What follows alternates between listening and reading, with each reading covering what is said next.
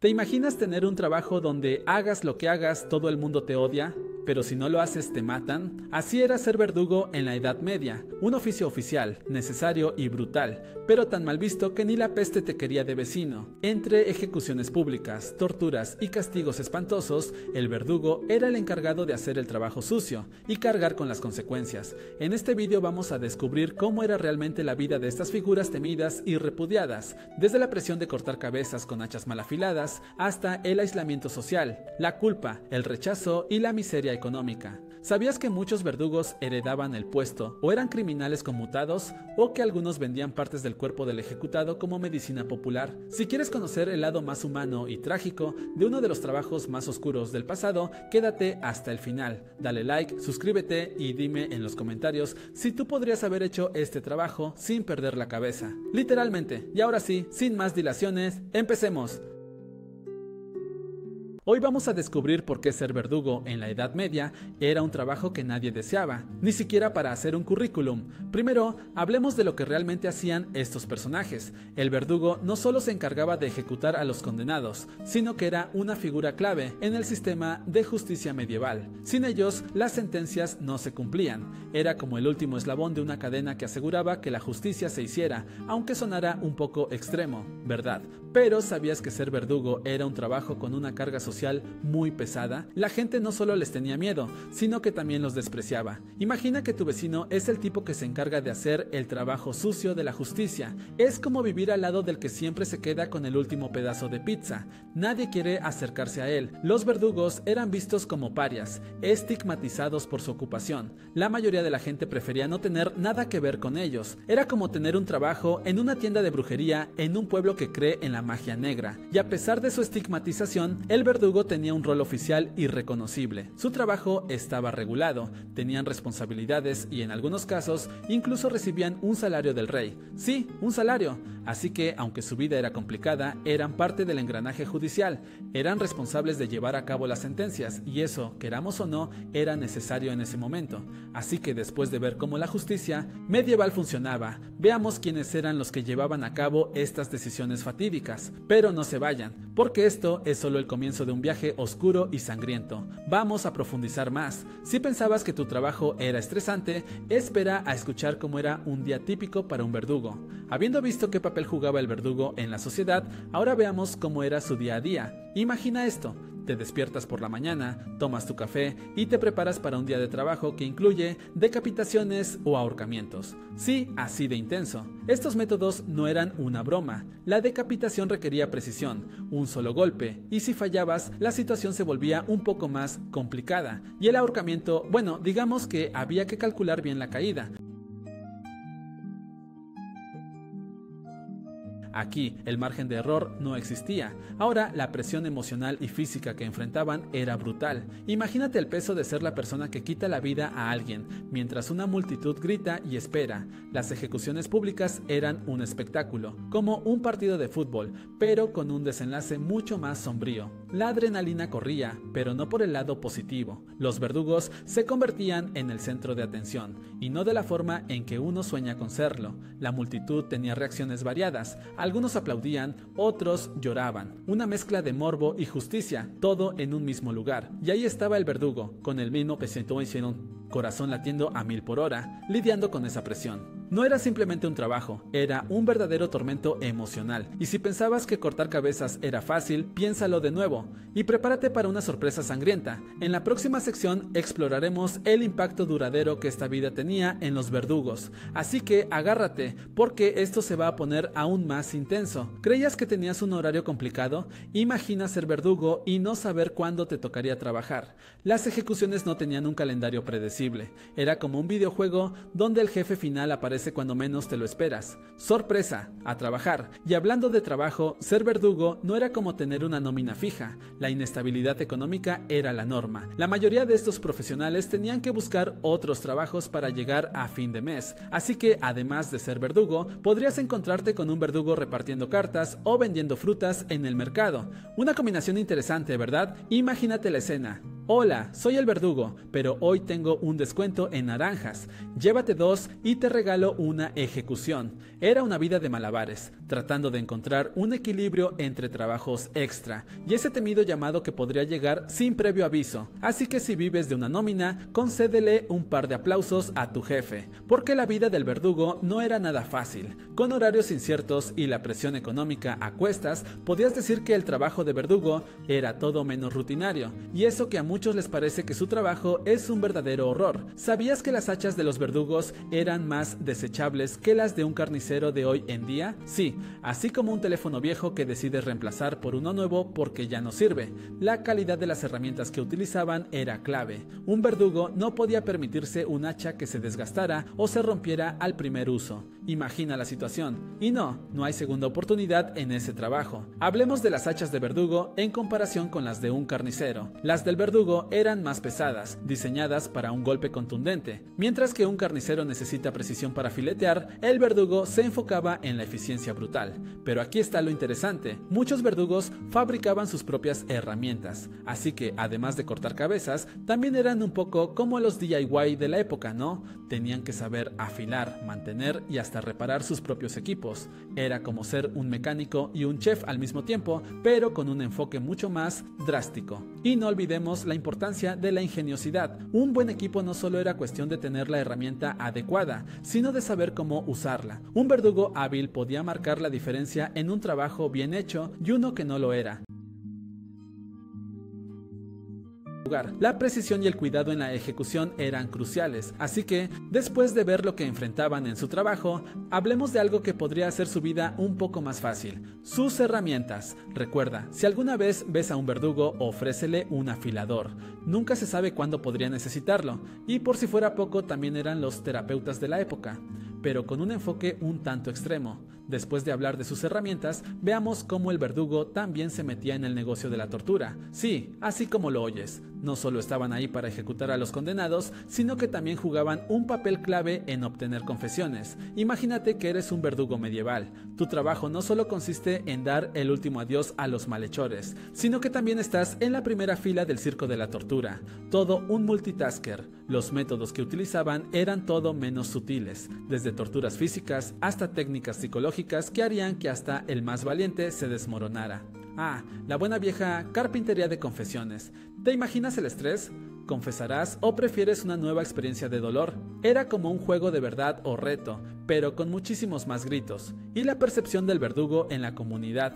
Bueno, era un poco como ser el villano de la película, pero con un trabajo regular. La gente los miraba con respeto, miedo y una pizca de fascinación. No eran solo ejecutores, eran figuras de autoridad, a menudo vistas como necesarias en un sistema judicial que realmente no jugaba con las reglas del juego. Un papel complicado, sin duda. Así que, si creías que ser verdugo era un trabajo fácil, imaginemos lo que pasaría si te tocara hacer terapia. La próxima vez que pienses en la vida de un verdugo, recuerda, detrás de la capucha y el hacha había un torturador, un confesionario andante en un mundo que no conocía otra forma de justicia. Y eso es todo un tema para seguir explorando. ¿Te imaginas tener que presentarte como el hijo del verdugo?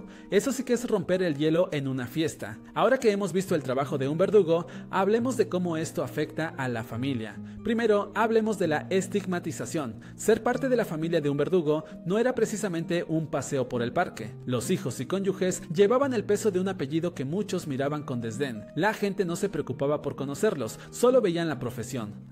Tú eres el hijo del que, ya sabes. Era como llevar una etiqueta que decía "aquí hay drama". Esto afectaba su vida social y podía hacer que se sintieran aislados. Imagina intentar hacer amigos y que todos te miren como si tuvieras 3 cabezas. Luego está el impacto en la comunidad. Las familias que tenían un verdugo en casa eran vistas con recelo. Era como si vivieran en una burbuja de miedo y desconfianza. La gente podría pensar que eran malos o que estaban involucrados en cosas turbias. Esto no solo afectaba su reputación, sino que también limitaba sus oportunidades laborales. ¿Quién querría contratar al hijo del verdugo? Era como tener una etiqueta de no recomendado en su currículum. Y no podemos olvidar las tradiciones hereditarias. El oficio de verdugo solía ser familiar. Era un trabajo que, por extraño que parezca, se pasaba de generación en generación. ¿Por qué? Bueno, en parte porque era un trabajo que requería habilidades específicas y a menudo era visto como un legado. Las familias se unían en torno a esta profesión, aunque la mayoría de las veces no era por elección. Imagina que en lugar de heredar la panadería de tus padres, terminas con la escuela de verdugos. No es exactamente el sueño que todos tenemos, ¿verdad? Estas familias no solo llevaban un nombre, llevaban una historia complicada, llena de prejuicios y expectativas. En resumen, ser parte de una familia de verdugos implicaba lidiar con un estigma social, una comunidad que los miraba con desconfianza y un legado que no siempre era fácil de cargar. Vaya combinación, detrás de la figura del verdugo hay una historia de lucha y dolor. Y no son todos monstruos. Ahora que hemos visto cómo eran percibidos, veamos cómo se sentían realmente. Ser verdugo no era solo un trabajo, era una carga emocional tremenda. Imagina tener que enfrentarte a la muerte de alguien, no una, sino varias veces. La presión psicológica era brutal. Muchos de ellos lidiaban con esa angustia de maneras que quizás no esperas. Algunos recurrían al alcohol para calmar los nervios, como si fueran a una fiesta, solo que en vez de risas había un mar de lágrimas ocultas. Otros creaban rituales personales, como una especie de rutina para desahogar su estrés. Era su forma de intentar encontrar un poco de paz en un trabajo que, seamos sinceros, no era precisamente un paseo por el parque. Hablemos de historias. Uno de los verdugos más conocidos, que se desempeñó en el siglo XIX, solía escribir cartas a su familia antes de cada ejecución. Era su manera de prepararse, de conectar con su humanidad antes de hacer su trabajo, y aunque su oficio lo mantenía aislado, él siempre guardaba un pequeño rincón de su corazón para la compasión. Otro caso es el de un verdugo que, en su día libre, se dedicaba a ayudar a los huérfanos. Era su forma de redimirse, de encontrar un propósito más allá de su sombrío trabajo. Así que la próxima vez que pienses en verdugos, recuerda que también tienen sentimientos, aunque no siempre se reflejen. Al final del día, eran personas con emociones, conflictos y una lucha interna que pocos comprenden. No eran solo los chicos malos de la historia, eran seres humanos enfrentando su propia batalla. ¿Alguna vez soñaste con ser famoso? Bueno, algunos verdugos lograron eso, pero no de la mejor manera. Habiendo visto cómo son percibidos, veamos cómo algunos lograron hacerse un nombre, aunque no siempre fue positivo. Tomemos a Charles-Henri Sanson, por ejemplo. Este tipo no solo era un verdugo, era el verdugo de la Revolución Francesa. Si crees que ser famoso por tu trabajo es genial, imagina ser conocido por llevar a cabo ejecuciones de figuras históricas. Pero aquí viene lo complicado. Aunque Sanson era famoso, también era despreciado. La gente lo veía como un monstruo, un símbolo del terror. Ser conocido no siempre significa ser querido. ¿Y qué tal con el verdugo de Londres, John Ellis? Su nombre pasó a la historia, pero más que por su destreza, fue por la brutalidad de sus ejecuciones. La fama le trajo una ola de desprecio. La gente no estaba interesada en su vida personal, solo en su capacidad para terminar con las vidas de otros. Era como si se convirtiera en un villano de una película de acción, pero sin los efectos especiales. La cultura popular no ayudó mucho. Películas, libros y series han representado a los verdugos como personajes oscuros, llenos de misterio y miedo. Cuando la gente ve a un verdugo en una película, no piensa, ¡qué genial!, sino ¡qué horror!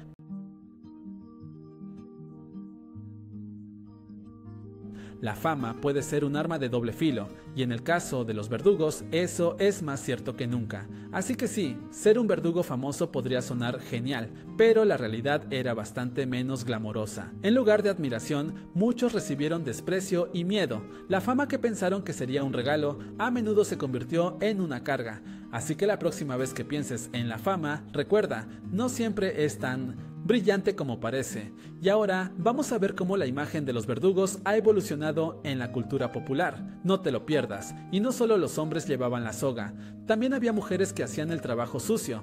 Así que después de ver cómo algunos verdugos se hicieron famosos, hablemos de quienes rompieron el molde. La presencia de mujeres en el oficio de verdugo ha sido escasa, pero vaya que ha sido significativa. En un mundo donde la sangre y la soga eran territorio masculino, algunas mujeres se hicieron un lugar y enfrentaron no solo el peligro de su trabajo, sino también el juicio de la sociedad. Imagina ser la única chica en un grupo de hombres que se ven como auténticos rudos. Así era la vida de las verdugas. Por ejemplo, tenemos a Anne de Boulogne, que trabajó en el siglo XVII en Francia. Ella no solo ejecutaba sentencias, sino que además tenía que lidiar con el estigma de ser mujer en un oficio tan oscuro. No era fácil, las dificultades no se detenían ahí. Las mujeres que optaban por este camino enfrentaban una montaña de prejuicios. La sociedad las miraba con desdén y muchas veces eran vistas como anormales. Ser verdugo no era precisamente el sueño de una niña, ¿verdad? Pero algunas se aventuraron, y eso es digno de reconocimiento.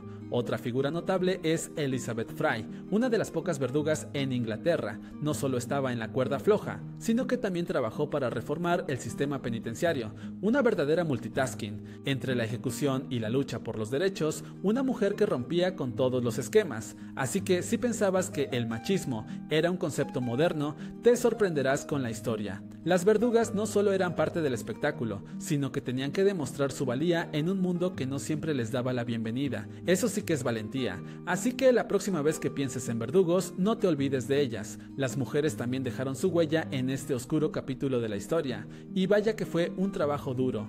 Ahora pasemos a ver cómo la historia ha evolucionado y qué nos dice sobre los roles de género a lo largo del tiempo. Vamos allá. Si pensabas que ser un verdugo era un trabajo normal, prepárate para escuchar sobre la vida social de un paria. Habiendo visto cómo eran percibidos, ahora descubramos cómo esto afectaba su vida diaria. Imagínate vivir en un lugar donde tu trabajo te convierte en el patito feo de la comunidad.